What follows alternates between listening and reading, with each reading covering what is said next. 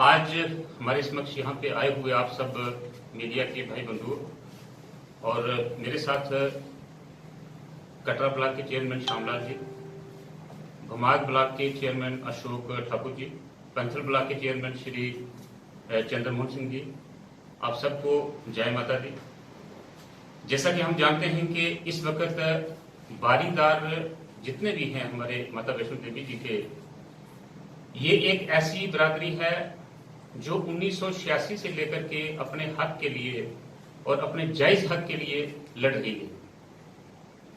इस बारीदार कम्युनिटी को, जिनके पास माता वैष्णो देवी की यात्रा की और वहां पे भवन की जितनी भी व्यवस्था थी, ये लोग उसमें सदियों से मैं कहूंगा कि वहां पे अपनी सेवाएं देते रहे और आनन फानन 1986 में उस वक्त की जो गवर्नर एडमिनिस्ट्रेशन थी, उन्होंने इनको वहां से निष्कासित कर दिया, आधी रात को निष्कासित कर दिया, वहां से निकाल दिया और बगैर किसी नोटिस के निकाल दिया, जो कि एक निंदनीय बात है। एक डेमोक्रेटिक कंट्री में इस तरह से किसी को जो इतनी सदियों से वहां पे सेवाएं दे रहे हों, जो भी समाज हो, उसको इस तरह से बगैर नोटिस के देकर के निकाल देना, किसी किस्म के उनके हकूक का, उनका जो जायज मुनासिब उनके जो हक थे उनका गला घोंटा गया, उनको वहां से निकाला गया। और उसके बाद के जितने भी घटनाक्रम हुए हैं, ये लोग ऑनरेबल सुप्रीम कोर्ट तक भी इन्होंने लड़ाई लड़ी। उसके बाद यहाँ पर भी समाज में अपने कटरा में भी बहुत देर तक उन्होंने धरना प्रदर्शन भी किए, लेकिन गवर्नमेंट ने आज तक इनकी कुछ नहीं सुनी। और इस वक्त दोबारा ये जो मुद्दा इस वक्त बारीदारों ने उठाया हुआ है, मैं समझता हूं कि वो जायज है और काबिले मदद है। मैं सभी को अपील करना चाहूंगा, बगैर किसी पार्टी के, बगैर किसी यहाँ पे मैं कहूंगा कि दिल के, राजनीति के, सभी को इस वक्त इस बिरादरी की सपोर्ट के लिए आगे आना चाहिए। तो आज की जो वार्ता है इसी सिलसिले में हमने रखी हुई है। सबसे जी ये बताएं कि 34 साल का सफर जो लगातार बारीदार संघर्ष कर रहे हैं, आप जिसको मानते हैं कि ये बारीदार कहीं ना कहीं राजनीति का शिकार हुए हैं कि इतना अरसा तभी लगा हुआ है?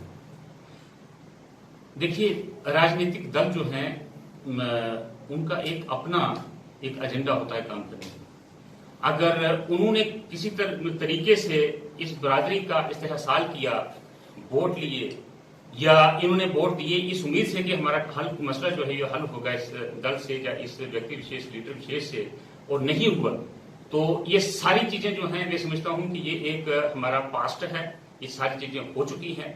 इस वक्त की जो हम बात करें तो इस वक्त ना इसमें सियासत करनी चाहिए, ना इसमें किसी तरह की कोई गुटबाजी होनी चाहिए, ना इसमें किसी तरह की कोई भी मैं समझता हूं कि किसी भी प्रकार की कोई एक दूसरे की टांग खींचने वाली बात होनी चाहिए। मौका बहुत अच्छा है इस वक्त मैं समझता हूं, क्योंकि पूरे जो 86 से लेकर के आज तक के जितने भी घटनाक्रम है, जितनी भी इनकी जद्दोजहद है, जितना भी आज तक यहाँ के एमएलए साहिबान ने या गवर्नमेंट ने या बारीदारों के समूह ग्रुप ने, इनके दल ने जितना भी काम किया है बहुत अच्छा किया है, लेकिन फिर भी इनका मसला जो है वो हल नहीं हुआ। आप देखिए कि हिंदुस्तान में हमारा जो कटरा माता वैष्णो देवी का जो श्राइन बोर्ड है, ये एक मिसाल बन के रह गया हुआ है।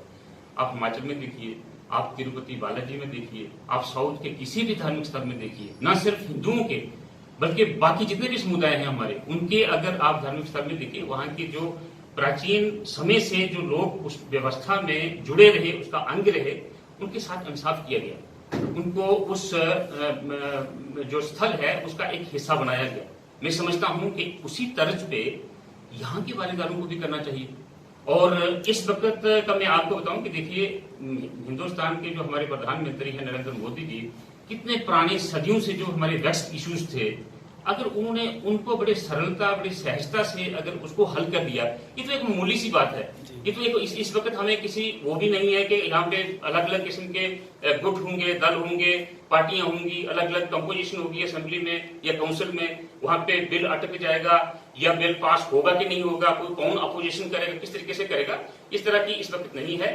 गवर्नर जो हमारे एलजी महोदय हैं, इस वक्त उनके पास जो है वो चेयरमैन भी हैं इस बोर्ड के, और हमारा पार्लियामेंट जो है इस वक्त मैं समझता हूँ कि एक अच्छी खासी मेजॉरिटी जो है वो नरेंद्र मोदी जी की सरकार उनके पास है, और उन्होंने इस मुद्दे को एक बार उधमपुर में उनके जहन में नोटिस में लाया भी गया हुआ है, कुछ समझते जानते भी हैं, और उन्होंने खुद इसका उस वक्त कहा था कि भाई इस मुद्दे को अगर हल करना चाहते हैं आप तो हम आपके साथ खड़े होंगे। लेकिन यह है कि इस वक्त इस मुद्दे को लेकर के वहां तक उनके समक्ष रखने की जरूरत है। मैं नहीं समझता कि किसी किस्म का बहुत बड़ा मुद्दा है जो हल नहीं हो सकता, और हमारे बारीदार भाइयों को जो सदियों से यहाँ पे सेवा दे रहे थे और अब कई दशकों से दर-बदर बेचारे हो रहे हैं, उनको किसी किस्म की कोई और मुश्किलों का सामना करना पड़े, इनका मसला हल हो सकता है। सरोज जी, जिस तरह से आपने कहा कि 2014 की रैली में माननीय प्रधानमंत्री जी ने कहा था कि ये मुद्दा जो बारिदारों का है बहुत ही जल्द हल होना चाहिए, उसमें भी लगभग अब तक 6 साल लग चुके हैं। इसके उपरांत बारिदार सेवा समिति, बारिदार संघर्ष कमेटी जो बनी हुई है, आप नहीं जानते कि अगर इतने छोटे छोटे गुट इन बारिदारों के बने हुए हैं, उन गुटों की वजह से जो सफर है लगातार आगे बढ़ता ही जा रहा है। देखिए, गुटबाजी जो है ये किसी भी समाज के लिए, किसी माशरे के लिए, किसी घर के लिए, परिवार के लिए या किसी राजनीतिक दल के लिए, और फिर बारीदार को उससे अछूत नहीं है, उनके लिए किसी के लिए भी गुटबाजी जो है मैं समझता हूँ कि ठीक नहीं है। गुटबाजी जो है ये इससे मसले हल नहीं होते। तो मैं तो नहीं जानता कि इसमें किसी किस्म की गुटबाजी है या होनी चाहिए। मैं ये समझता हूँ कि बारीदारों का एकमात्र जो मसला है वो है हमारे समक्ष है, हम उस पर अपनी सपोर्ट करना चाहते हैं। और आज ये देखिए हमारे साथ चेयरमैन साहब, क्योंकि रिप्रेजेंटेटिव कैरेक्टर जो इस वक्त हमारे असेंबली नहीं है, काउंसिल तो कैसे खत्म हो गई हुई है, गवर्नमेंट यहाँ पे इलेक्टेड गवर्नमेंट जो हमारी पॉपुलर गवर्नमेंट नहीं है, और इनके इन ब्लॉक्स में ये पूरी जितनी भी बारीदार हमारी बिरादरी रहती है इन ब्लॉक्स में रहती है। तो ये भी बेचारे आज तत्पर हैं, उनके बारीदारों के मसले के लिए बिल्कुल खुल के आगे आए हुए हैं, सपोर्ट करना चाहते हैं। और जिस ढंग से हमारे यहाँ के जो सांसद पीएमओ साहब डॉक्टर जितेंद्र सिंह जी के ये पहले से ही नोटिस में था। मैं समझता हूँ कि मैंने पिछले अप्रैल में भारतीय जनता पार्टी ज्वाइन की थी, मेरी भी कई बार उनसे बात हुई है, हमारे जो संगठन की उनके साथ बात होती रहती है इस मसले में, और उनके जहन में ऑलरेडी ये चीज थी। तो उन्होंने अब इसमें नोटिस लिया है और कुछ कार्रवाई जो है ये दुरुस्त हो जाएगी, ये कार्रवाई इसमें शुरुआत हो चुकी है। और मैं समझता हूं कि इसमें ग्राउंड पर जो स्प्रेड वर्क है उसके लिए जो यहाँ के श्राइन बोर्ड के हमारे सीईओ साहब हैं उनके समक्ष उन्होंने ये बात रखी हुई है किस तरीके से, किस ढंग से। लेकिन फिर भी मैं कहूंगा कि एक इसमें एडमिनिस्ट्रेटिव जो एक जो इसका परमानेंट हल है, वो मैं समझता हूँ, मेरी तरफ से मेरी अपनी जाती राय है, वो ये है कि इस एक्ट जो है ये एक्ट एक यूनिक किस्म का एक्ट जो उस वक्त गवर्नर जगमोहन ने, क्योंकि आप जानते हैं कि वो एक जबरदस्त एडमिनिस्ट्रेटर थे, उन्होंने इसमें किसी किस्म का कोई भी लूप होल इस एक्ट में नहीं छोड़ा है। क्योंकि अगर छोड़ा होता तो जैसे ही बारीदारों ने उस वक्त 1986 में चैलेंज किया था ऑनरेबल हाई कोर्ट में और फिर सुप्रीम कोर्ट तक, लेकिन उसमें किसी किस्म का कोई भी लैकुना जो है सुप्रीम कोर्ट को भी नहीं लगा, और उन्होंने ये वापस कर दी थी उनकी गुजारिश। उन्होंने कहा था कि श्राइन बोर्ड जो है और बारीदार बैठ करके फैसला करे और कंपनसेशन वगैरह या उस तरह की जो बात हुई थी और उस पर वो चला। तो मैं समझता हूं कि एक यूनिक किस्म का पूरे हिंदुस्तान में अगर कोई एक्ट पास किया हुआ तो ये एक्ट है, और इसकी अगर जब तक इसकी तरमीम ना हो, इसका संशोधन ना हो, तो एडमिनिस्ट्रेटिव अगर कोई ऑर्डर निकल जाएगा वो उसके हक में मैं भी नहीं हूं। मैं समझता हूं कि एडमिनिस्ट्रेटिव हक इस वक्त की जो हाल की जो एडमिनिस्ट्रेशन होगी उसके वक्त में वो उनका ऑर्डर जो है वो चलेगा। दूसरा कोई सीईओ आएगा, दूसरे को गवर्नर साहब आएंगे, वो चेयरमैन होंगे और उसमें वो कहेंगे कि नहीं जी देखिए जी ये तो उन्होंने किया था उस वक्त, तो आज हम उसको मानते या नहीं मानते।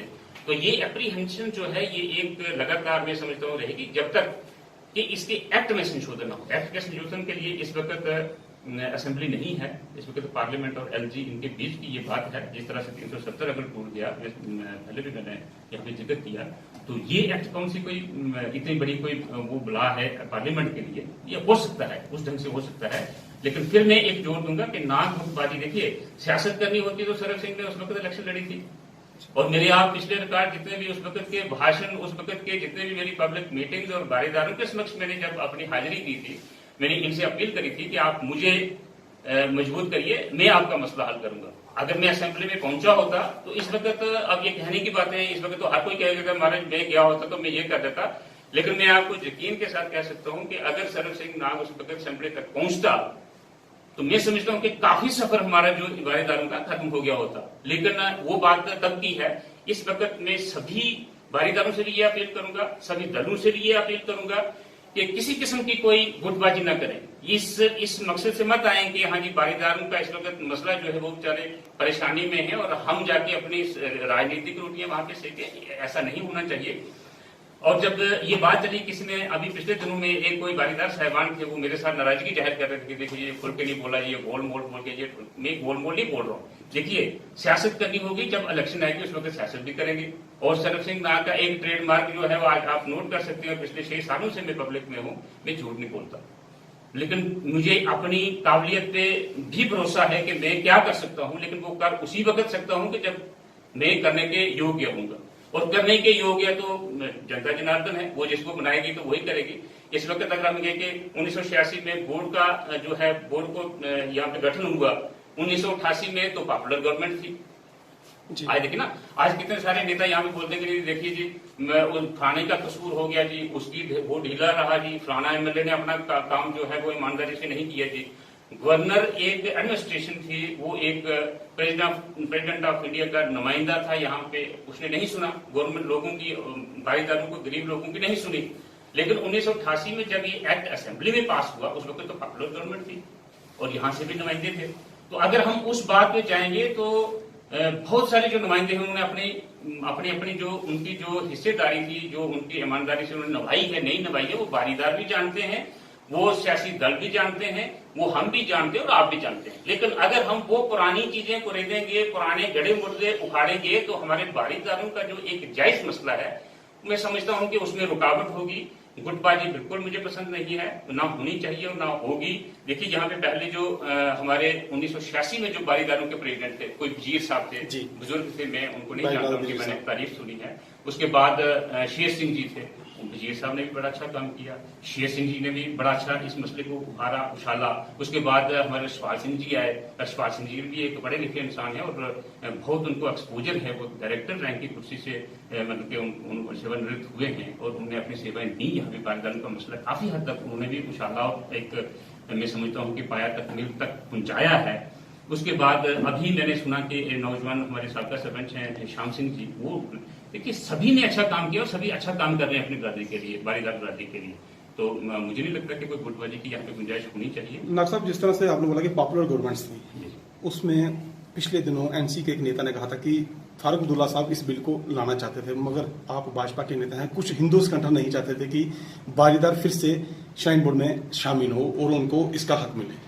नहीं, देखिए ये एक पहलू है जी, जो अगर वो नेशनल कॉन्फ्रेंस के नेता है जिनका आप जिक्र कर रहे हैं, उन्होंने अपने दल का उसका जो पहलू है, एप्रीहेंशन हिंदुओं को ये भी थी कि यहाँ पे जो गवर्नमेंट है वो कश्मीरी डोमिनेटेड गवर्नमेंट है, मुस्लिम डोमिनेटेड गवर्नमेंट है और हमारे हिंदुओं के हितैषियों को यहाँ पे हो सकता है कोई ठेस पहुंचे। तो इस ढंग से अगर हिंदुओं के किसी संगठन ने वहां पर, क्योंकि हमारा पक्ष रखने वाला वहां पे उस वक्त किसी ने अगर मजबूती से और बड़े एक तरतीबवार ढंग से अगर हमारा पक्ष जो बारीदारों का पक्ष वो रखा होता, तो मैं समझता हूँ कि ये मुद्दा उसी वक्त हल हो जाना चाहिए था। गवर्नमेंट उस वक्त नेशनल कॉन्फ्रेंस की और कांग्रेस की थी और नेशनल कॉन्फ्रेंस यहाँ पे तो सुपरमेसी, आपको पता ही है कि नेशनल कॉन्फ्रेंस की उस वक्त सुपरमेसी थी। कांग्रेस की गवर्नमेंट भी होते हुए भी नेशनल कॉन्फ्रेंस की चीफ मिनिस्टर उनका था, कैबिनेट ज्यादा उनकी थी और सभी जो फैसले होते हैं उन्हीं के कहने और उन्हीं के हाथ में ज्यादा होते। तो वो एक हिंदुओं को, जैसे देखिए जो एक हिंदू दिल्ली में बैठा हुआ है, जो विश्व हिंदू परिषद वहां का जो संगठन है, जब भारतीय जनता पार्टी को आप उसमें लगा लीजिए, अगर इस किस्म की, मुझे नहीं इस चीज की मुझे इल्मियत नहीं है कि उन्होंने इस तरह का कोई रोल अदा किया हुआ है, अगर किया भी होगा तो एक एप्रीहेंशन थी कि कहीं ऐसा ना हो कि इस ट्रस्ट को इस ढंग से इस एक्ट को डाइल्यूट किया जाए और कल यहाँ का जो जितना भी चढ़ावा है, जहाँ की जो नौकरियां हैं, जहाँ के जो काम काज हैं, वो सारी चीजों पे कश्मीरी जो एक लॉबी है उसकी डोमिनेंस हो जाए। तो उस ढंग से अगर किया होगा तो मैं कह नहीं सकता। अलबत्ता ऐसा क्यों कहेंगे कि हम अगर बारीदार 100% हिंदू लोग हैं और विश्व हिंदू परिषद जब भारतीय जनता पार्टी या दूसरे भी जो जितने भी सेकुलर दल कहते हैं अपने आप को, क्यों करेंगे इसमें, मुझे नहीं लगता। जिस तरह से पिछले दिनों बात चल रही थी पूर्ण गठन, श्री माता वैष्णो देवी श्राइन बोर्ड का पूर्ण गठन होने जा रहा है, आप बारीदारों के समर्थन में उतरे हुए हैं और उस पूर्ण गठन में बारीदारों के हकूक की बात की जाए तो उनको किस तरह के हक उस गठन में, उस श्राइन बोर्ड में मिलने चाहिए और ऐसे में? देखिए, जब तक ये बारीदार जो हैं ये इनका जिक्र उस एक्ट में ना हो, ठीक है ना, वो एक कॉन्स्टिट्यूशन एक प्रोविजन ना हो, उस वक्त तक मैं समझता हूँ कि एक स्थायी हल नहीं होगा। हमारे यहाँ पे इस वक्त जो एडवाइजरी बोर्ड है, श्राइन बोर्ड के जो जितने एडवाइजरी मेंबर्स हैं, उसमें मेरे ख्याल में इस वक्त 9 मेंबर हैं, जिसमें बड़ी अफसोस की बात है कि एक आदमी है उसमें, कोई रिटायर्ड शर्मा साहब हैं, जनरल है रिटायर्ड आर्मी के, उनको भी यहाँ पे रखा हुआ है, मेंबर रखा हुआ है, लेकिन बारीदारों का नुमाइंदा उसमें क्यों नहीं होना चाहिए? कम से कम भी 4 नहीं तो 3 नहीं तो 2 मेंबर तो बारीदारों के उसमें होने चाहिए। इस तरह से जैसे कटरा जो है रियासी कंस्टिट्यूंसी में, असेंबली कंस्टिट्यूंसी में आता है, रियासी कंस्टिट्यूंसी का जो भी एमएलए हो जी, वो एमएलए इसमें एक मेंबर होना चाहिए, बाकायदा उस एक्ट में तरमीम हो तो वो मेंबर हो। देखिए इस वक्त जितनी भी यात्रा यहाँ पे हमारी कटरा में आती है, 1 करोड़ के ऊपर यात्रा आना शुरू हो गई। श्राइन बोर्ड की आप नालायकी लगाइए, या हमारे जो जम्मू कश्मीर की गवर्नमेंट टूरिज्म की नालायकी लगाइए कि वो यात्रा ज्यादा होने से घटी। हाँ, कम हो। कोई भी जो हादसा कश्मीर में हो जाता तो हमारी यात्रा यहाँ पे कटरा में ठप हो जाती। तो भाई कश्मीर और कहाँ और कटरा कहाँ? इसी ढंग से जो हमारे कटरा में जितने भी काम करने वाले लोग हैं, चाहे वो होटल इंडस्ट्री है, कोनीज वाले हैं, पिट्ठूज हैं, मजदूर हैं, आसपास के गांव के जो लोग यहाँ पे सब्जियां, अपने फ्रूट या अपने कोई पैदावार जो है, दस्तकार जो है वो करते हैं, ये सारे जितने भी लोग हैं सभी इस वक्त ठप होकर के बैठे हुए हैं। पूरी मैं कहता हूँ पूरी जम्मू कश्मीर, पूरा नॉर्थ इंडिया यहाँ पे कटरा से पड़ता है। तो मैं समझता हूँ कि ये जितनी भी एम्यूनिटीज हैं हमारे सिविक, चाहे वो रोड्स हैं, बिजली है, पानी है, अस्पताल हैं, किसी भी तरह की जितनी भी सुविधा यहाँ पे सहूलियत हमारे वहाँ से लोग जो यात्री आकर के यहाँ पे आवेदन कर रहे हैं, वो सारा सब्जेक्ट जो है वो किसका है?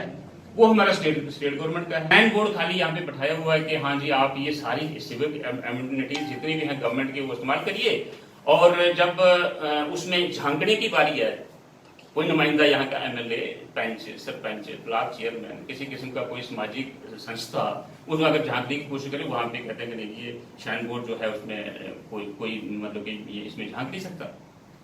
तो जब तक इनके मेंबर्स जो हैं बारीदारों में से नहीं होंगे, जब तक यहाँ का जो एमएलए है उसको इसमें मेंबर बाकायदा तरीके से एक मेंबर इसमें नहीं होगा, इसी तरीके से जितने भी हमारे मैं समझता हूँ कि जितने भी हमारे यहाँ पे एम्प्लॉयमेंट की, जितने भी यहाँ पे कामकाज की, जितने भी यहाँ पे कॉन्ट्रैक्ट्स हैं, जितने भी यहाँ पे किसी भी किस्म के छोटे बड़े से काम, जो सारे बारीदारों को और यहाँ के लोकल लोगों की उसमें शमूलियत नहीं होगी, ताकि वहां से अगर यहाँ पे कोई काम है, मैं देखता हूँ कि कोई पंजाब से आकर के कर रहा है, कोई कश्मीर से आकर के कर रहा है, कोई हिंदुस्तान के दूसरे हिस्सों से आकर के कर रहा है, ठीक है करिए कोई बात नहीं, लेकिन फर्स्ट प्रेफरेंस जो है यहाँ के बारीदारों को होना चाहिए, चाहे वो नौकरी की हो, चाहे वो यहाँ पे अब आप देखिए कि यहाँ पे हमारी यूनिवर्सिटी है, यूनिवर्सिटी में तो कितने बच्चे पढ़ते हैं हमारे यहाँ के, लोकल बच्चे तो कोई नहीं, किसी को प्रेफरेंस नहीं है, सारे बच्चे कंपटीशन। जैसे अगर हम वहाँ पे हिंदुस्तान के बाकी जितने भी यूनिवर्सिटीज हैं वहाँ पे कंपटीशन के जरिए बच्चे आते हैं, वहाँ पे वैसे आते हैं। नारायणा हॉस्पिटल है, फर्स्ट प्रेफरेंस यहाँ के लोगों को होना चाहिए, बारीदारों को होना चाहिए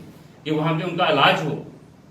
इसी तरीके से जितने भी यहाँ पे काम काज हैं, कटी कॉन्ट्रैक्ट्स हैं, सप्लाईज हैं, और हमारे जितने भी श्राइन बोर्ड के मुलाजिम शुरू में यहाँ के लोकल मुलाजिम लगे हुए हैं, उनकी पेंशन ही नहीं है। अब देखिए कितना काम करते हैं श्राइन बोर्ड का मुलाजिम, कितना काम कर रहा होता है।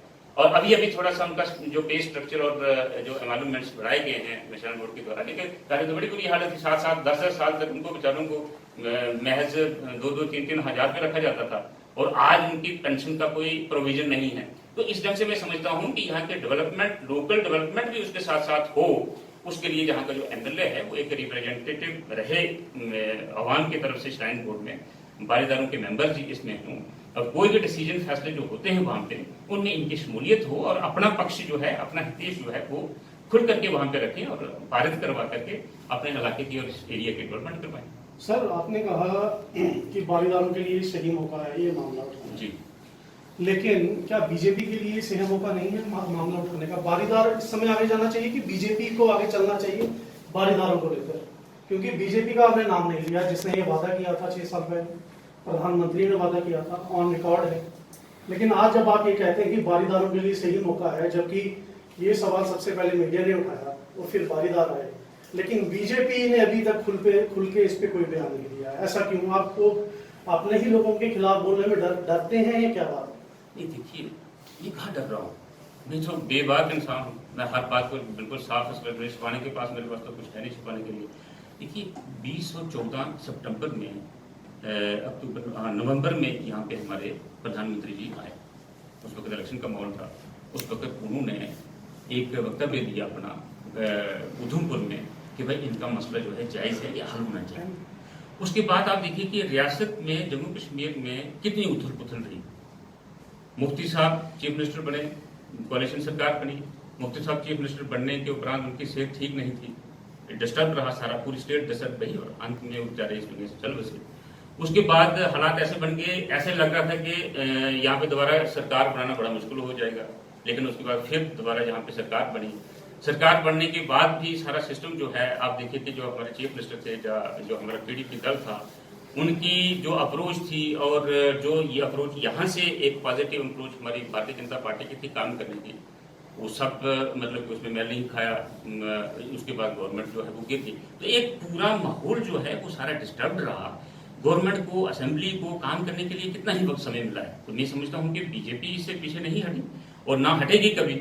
सिर्फ ये है कि मैं मौका इस वक्त ये कह रहा हूँ कि देश के प्रधानमंत्री जी ने स्वयं इस चीज को स्वीकारा है कि बारीदारों का मसला हल होना चाहिए और उन तक बात पहुंचाना जो है, बात पहुंचाने के लिए हमारे सबसे बड़े जो मजबूत लिंक हैं वो डॉक्टर जितेंद्र सिंह जी हैं। उनने उनका वक्तव्य और उनकी जो कंसर्न आपने पिछले दिनों में बिल्कुल वाजे तौर पर सुने। वो चाहते हैं कि ये मसला हल हो और किस ढंग से हो। एक स्पेड वर्क जो है इसका वो शुरुआत हो चुकी होगी। इसलिए मैं कहता हूँ कि ये वक्त जो है एक सुनहरा वक्त है और हमारे लिए, सबके लिए, कि बारीदारों का, विचारों का, अगर देखिए 1-2% जो बारीदार होंगे बेचारे, जो माता रानी की कृपा से और अपनी मेहनत से अपने 2 टाइम का खाना जो है वो खा सकते होंगे। बाकी आप गांव में देखिए बड़ी बुरी हालत है, गरीब लोग हैं, इनको इनका हक मिलना चाहिए। मेरी ये इस वक्त इनको भी राय है, सभी दलों को सियासत ना करें हम। बारीदारों को सब पता है कौन किसके लिए तनदेही से, मनदेही से, कौन किसके लिए कितना कितना काम कर रहा है, वो उन पे छोड़िए। जब उनका फैसला होगा सर माथे पर, कोई ऐसी बात नहीं। लेकिन इस वक्त अगर हम ये, मैंने पहले ही अर्ज किया आपको कि अगर हम ये उठाएं कि फलाने एमएलए ने, फलाने एमएलसी ने, फलाने उसने काम नहीं किया जी, अपना वो नहीं किया, बारीदारों को सब पता है। तो आइंदा अगर वो जो हमारा आगे का जो सफर है उस पर ये चोट करेगा और हमारा काम रुकेगा। इसलिए मैं कहता हूँ कि ये एक समय जो है ये बहुत सही समय है। इस वक्त लोहा गर्म है, चोट होनी चाहिए। सर, आपने अभी बोला थोड़ी देर पहले कि श्राइन बोर्ड एक्ट में कोई ऐसा लूपहोल नहीं है जिसके ऊपर हम कोई बात कर सकें। सर, पहला सवाल तो मेरा ये रहेगा कि क्या आप खुश होते हैं जब गवर्नमेंट वुमेन के लिए सीट रिजर्व करती है किसी कॉन्स्टिट्यूंसी में? हाँ या ना में सर? बिल्कुल। तो सर यही प्रावधान श्राइन बोर्ड एक्ट में भी है, मिनिमम 2 लेडीज वहां जा सकती हैं। लेकिन बड़े दुख की बात है कि आप जैसे नेता, आप पढ़े लिखे हैं, मोस्ट एजुकेटेड जहाँ तक मैं कह सकता हूँ, और भी कई नेता हैं, नंदा साहब हैं हमारे एमएलए, वो उन औरतों को उस श्राइन बोर्ड की जो कमेटी है उसमें क्यों नहीं लाते हैं, उनको क्यों मोटिवेट नहीं करते हैं? सर आप मुझे ये बताइए प्लीज। मैं आपको कहता हूँ कि जो श्राइन बोर्ड है, श्राइन बोर्ड तो एक गवर्नमेंट विद इन गवर्नमेंट बन गया। शुरू से ही पहला कदम ही उनका मजबूती का था। उस वक्त पॉपुलर गवर्नमेंट थी नहीं। लेकिन सर उनके एक्ट में है कि 2 लेडीज होनी चाहिए। बिल्कुल, बहुत कुछ है। आप देखिए उसमें एक्ट में जो है, एक्ट भी हमारे लोगों के लिए ही है, लेकिन इंप्लीमेंट कौन करे, पूछे कौन? एक गवर्नमेंट है, एक जो हमारा गवर्नमेंट चुन करके, हम आवाम चुन करके एक चीफ मिनिस्टर बनाती है। चीफ मिनिस्टर से भी अगर प्रोटोकॉल में देखें तो हमारे गवर्नर महोदय जो है वो बड़े होते हैं। गवर्नर महोदय खुद अगर चेयरमैन है बोर्ड के, तो फिर वहां पे अगर कोई मैं वही कह रहा हूँ कि इस मजबूत एक्ट को, इसकी तरमीम की जाए। इसमें लोकल एमएलए, इसलिए तो मैं कह रहा हूँ कि उसकी हस्तक्षेप हो, वो पूछे, देखे, बोले। जब तक उस कमेटी में जहाँ पे फैसले होते हैं वहां भी अगर हमारा कोई नुमाइंदा ही नहीं होगा तो वुमेन होने के बावजूद भी आप देख लीजिए यही असर होगा। सर आप ये मानते हैं फिर कि डेमोक्रेटिक सेटअप में ब्यूरोक्रेसी हावी हो रही है? देखिए ब्यूरोक्रेसी तो हावी होती है। ब्यूरोक्रेसी तो डेमोक्रेटिक छोड़ के किसी भी कंट्री में आप देखिए ब्यूरोक्रेसी तो हावी होती है। ब्यूरोक्रेसी का काम ही हावी होना होता है। इसको न्यूट्रलाइज करने के लिए, इसको बैलेंस करने के लिए एक इलेक्टेड सिस्टम जो पैरेलल होता है, ठीक है ना। तो जब इलेक्टेड पैरेलल सिस्टम होने के बावजूद भी अगर श्राइन बोर्ड की ब्यूरोक्रेसी हैवी रहे, तो इसलिए हमारी मांग है कि इसको, इस एक्ट में तरमीम की जाए और इसमें एमएलए का जो है उसका रोल, बारीदारों के मेंबर चुने जाए उनका रोल, डोगरा यहाँ पे जो हमारा समाज है उसमें से मेंबर चुने जाए उनका रोल, हमारी महिलाएं जो हैं वो 2 मेंबर जो उसमें होने चाहिए, बिल्कुल होने चाहिए उनका रोल। ये सब मिलाकर के जब एक जो बोर्ड होगा हमारा, वो हमारा एक पब्लिक फ्रेंडली होगा और कोई भी किसी किस्म की भी अगर कोई पब्लिक को प्रॉब्लम होगी, मुश्किल होगी, तो वो उसको इसमें संभाल सकते हैं, देख सकते हैं। तो अभी मैं अपने ब्लॉक चेयरमैन जो हैं इनसे रिक्वेस्ट करूंगा कि वो अपने अपने जो है सपोर्ट में वक्तव्य जो है वो दे सकते हैं। धन्यवाद। डॉक्टर साहब एक चीज़ बताइए कि हालात जब सामान्य हो जाते हैं जम्मू कश्मीर के, इलेक्शंस होती हैं, रियासी विधानसभा सीट में बारदार कितने निर्णायक साबित हो सकते हैं अगर उनका फैसला नहीं आता? देखिए, अवाम है, अवाम तो निर्णायक है। ये तो हम पाटीदार छोड़ करके बाकी भी अवाम जो है वो अवाम के हाथ में ही सारा कुछ है। मैं समझता हूँ यहाँ पे अच्छी खासी तादाद है। पाटीदारों ने पहले भी जो फैसले किए हैं वही फैसले सटीक बैठे हैं, आपके सामने की बात है। ठीक है, तो इस चीज़ से तो हमें मानना होगा इस चीज़ को कि उनकी अक्सर जो यहाँ पे है।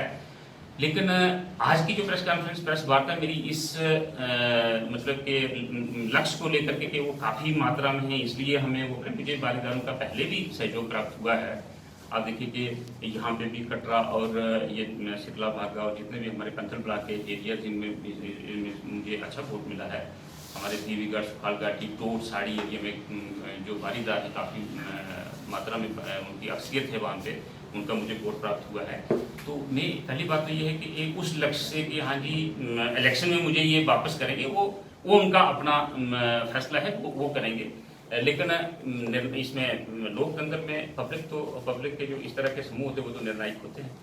सारे मीडिया बंधुओं का मैं आज दिल से अभिनंदन करूंगा कि अपना कीमती वक्त निकाल के आज ये प्रेस कॉन्फ्रेंस आपने अटेंड की, और इसके भी बारे में ऑलरेडी जो हमारे माननीय नाग साहब जी ने बताया, और बाकी हमारे चेयरमैन साहबान हैं जो बमाग से हैं, अशोक जी हैं, और साथ में श्यामलाल जी जो हैं। ये बिल्कुल एक साफ बात है कि मैं आपको प्रैक्टिकली बताऊं कि जब से ये 1986 में शाइन बोर्ड बना था तब से लेकर 2020 तक हम बहुत छोटे होते थे, इनकी सारी चीजें जो हमने अपनी आंखों से देखी हैं, इसलिए जब कोई इनका वर्णन करता है ना तो हमारे सामने आंखों में वो चीजें आ जाती हैं। ये बहुत मतलब बोल दो, ये जो लोग बारीदार भाई हमारे हैं जो ये स्ट्रगल कर रहे हैं, तो हमारे लिए ऐसा स्ट्रगल है कि जैसे हम जब स्कूल में पढ़ते थे ना तो 1947 से पहले वो क्रांति जो होती थी वो आजादी की जंग, मुझे लगता है ये वैसे है। लेकिन इसमें अच्छी बात यह है कि माननीय प्रधानमंत्री जो हमारे जो एक विश्व के बहुत बड़े नेता है, मैं भारत लेवल की बात नहीं करूंगा, उनकी जो कमिटमेंट है हम उस पर बिल्कुल भरोसा रखते हैं, और अपने बारीदार भाइयों से मैं एश्योरेंस उनको भी करना चाहता हूं कि डेफिनेटली उनका मसला हल होगा।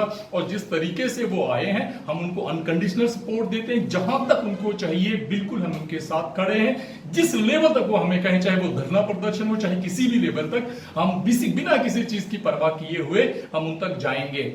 जैसे कि बहुत सारी मीडिया की तरफ से हमें भी खबरें आती हैं कि बहुत सारे लोगों ने हमसे एक सवाल भी पूछा कि जनाब ये बारीदार संघर्ष कमेटी जो है ये है और बारीदार सेवा दल जो है वो है। ठीक है, एंड ऑफ द डे हम ये मानते हैं कि जो भी व्यक्ति स्ट्रगल कर रहा है, सामने आ रहा है, वो ही रिप्रेजेंटेटिव है। लेकिन अगर ऐसा कुछ है तो मेरी एक विनती है, मेरे हाथ जोड़ कर ये विनती कि सब लोगों को एक प्लेटफॉर्म पे आना चाहिए। हम लोगों के लिए एंड ऑफ द डे जो तिरंगा झंडा है ना वो रंग होता है, उसके पीछे क्या ये मैटर नहीं करता। इसलिए हमारा टारगेट जो है कि उनको हक दिलाना और बारीदारों को उनका हक मिले। उसके लिए मैं फिर से अपील करूंगा कि अगर कुछ ऐसा है तो सारे लोगों को मिल बैठ के सामने आना चाहिए और अपने हक के लिए फाइट करना चाहिए। हम जिन मैंने अभी आपको बोला, हमारे नाग साहब ने जिस तरीके से पूरी तरीके से ब्रीफ करके सारी चीजें बताई, और मुझे बहुत ज्यादा खुशी हो रही है जिस तरह से तरतीब वाइज उन्होंने टेक्निकल चीजें भी शेयर की कि किस तरीके से कहाँ क्या किया जा सकता है। तो मैं सारा उनकी जो निगरानी में सारे अपनी तरफ से ब्लॉक पैंथर से, जैसे आप भी वाकिफ हैं कि बहुत सारे जो हमारे बारीदार भाई हैं ब्लॉक पैंथर में आते हैं,